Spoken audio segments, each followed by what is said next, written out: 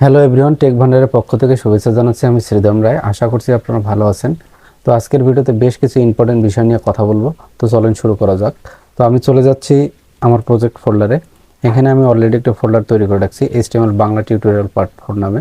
মূলত এই ফোল্ডারের ভিতরেই আমি একটি HTML ফাইল তৈরি করব। তো এই জন্য রাইট ক্লিক করে নিউ থেকে টেক্সট ডকুমেন্ট।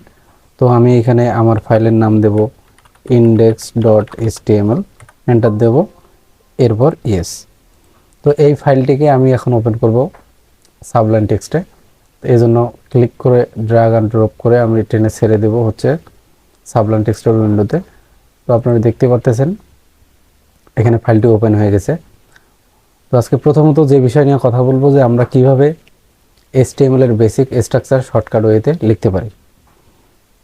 তো প্রথমত আমি এখানে লিখতেছি HTML, এরপর ক্লোন, দেন হচ্ছে 5। যদি আমরা টাইপ করি তাহলে এখানে আপনারা একটু খেয়াল করবেন যে এখানে অলরেডি বেসিক যে স্ট্রাকচার সেটা কিন্তু শো করতেছে।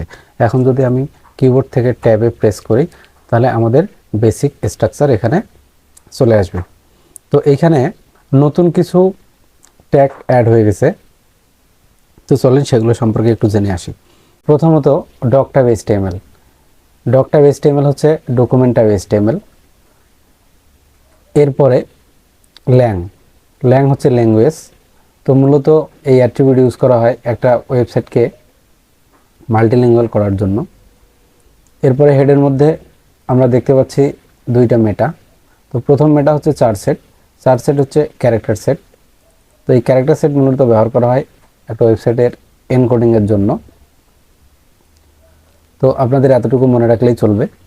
তো এরপরের মেটা হচ্ছে ভিউপোর্ট, এর মধ্যে content with is equal, device with, এবং শেষে আছে ইনিশিয়াল স্কেল ইজ ইকুয়াল 1.0।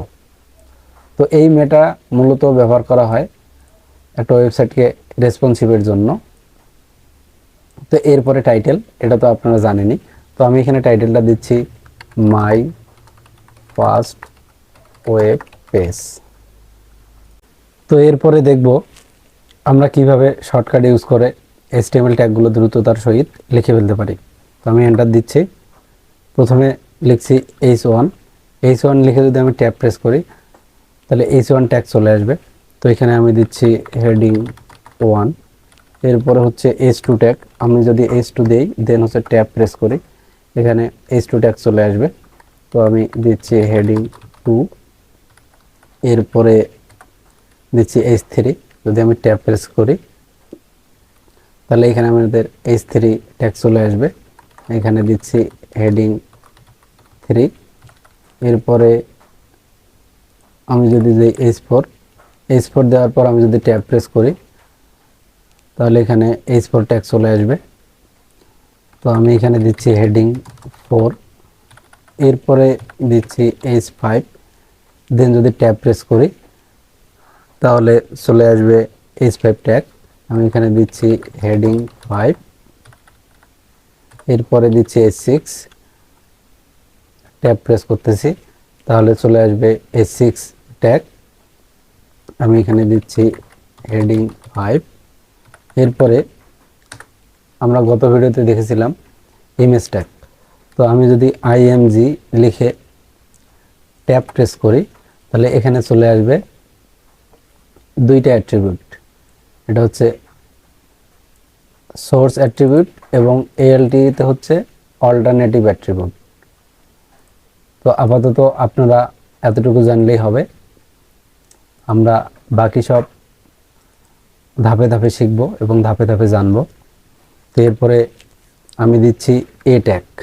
আমি যদি এ লিখে ট্যাব প্রেস করি তাহলে এখানে দেখেন যে আমাদের সম্পূর্ণ ট্যাগের অ্যাট্রিবিউট সহ চলে আসছে। তো এই ট্যাগ মূলত এটাকে বলা হয় অ্যাঙ্কর ট্যাগ। আশা করছি আপনারা বুঝতে পারছেন। যদি আপনাদের বুঝতে কোনো সমস্যা হয় তো অবশ্যই আমাদের ইউটিউব অথবা ফেসবুক পেজের কমেন্ট সেকশনে কমেন্ট করে জানাবেন। তো আগামী ভিডিও থেকে আলোচনা করা হবে CSS।